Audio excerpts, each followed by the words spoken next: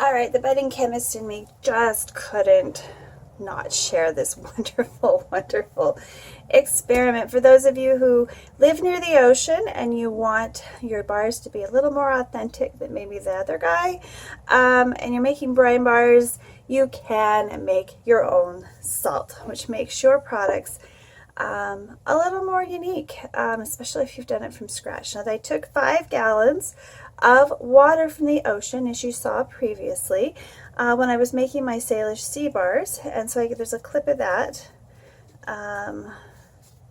just before this. So there's 2 ways you can create it. You can boil it down until it's dry in the pot, like I did with this one, and I ended up with kind of a browner one. I don't know if I scorched the salt because I did filter it, so it's completely filtered.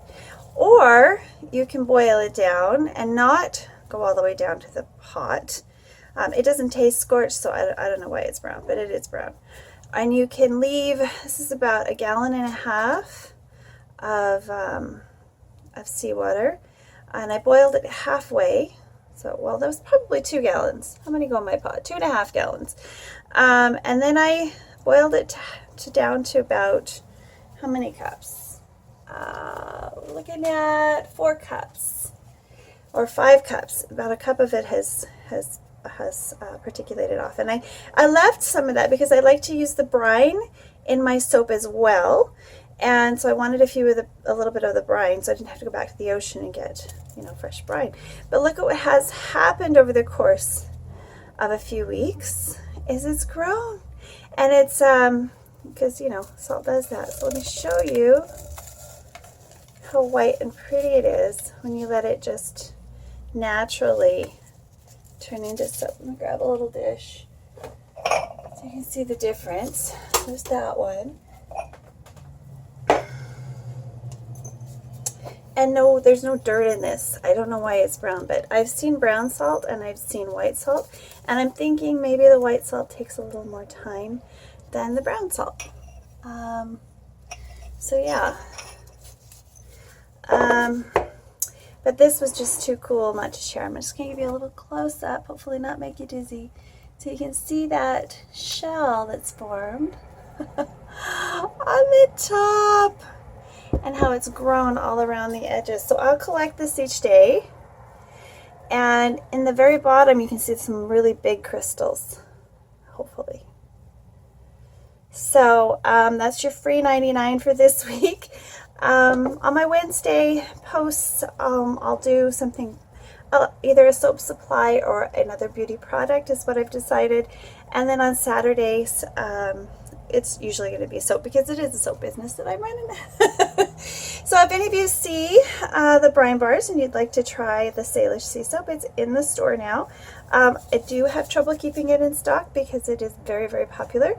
You can also get it at the Urban Bee Farm here in Victoria, out in Sanishton, and they carry it as well. So we'll see y'all next time. Click like and subscribe if you learned something new, and I hope you did. And if you live by the ocean and you make brine bars, soap makers out there, give this a try. It wasn't that bad. It really wasn't that bad at all. All right, I thought I'd show you how I harvest this. Since this is a pretty short video, guys. So you saw how I just took a little bit of it off my hands. We're just gonna break this. Put it on there, make sure you can see everything I'm doing.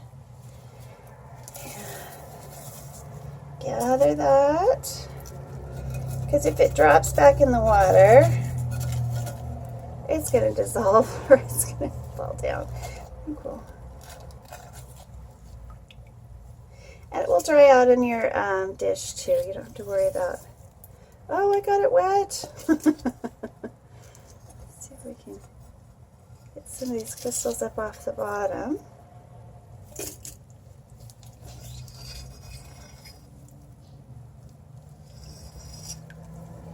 Here, I got another idea. I have a sifter. And the neatest little strainer. You can see those crystals up close and personal. How cool is that?